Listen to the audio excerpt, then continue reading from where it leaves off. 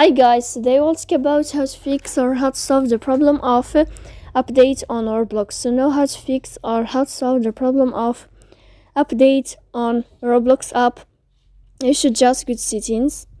Here you can click on apps, default apps, app settings. After that you will enter to the window of Roblox and you can click here. Then this page of app info, you can click on first stop and you can click OK. Then you will enter to the window of storage. Here you can click clear cache. Don't click clear data because that can cause you errors in your app.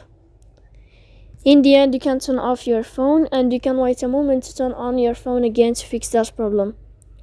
So please don't forget to support us by like and subscribe. See you next time in another video.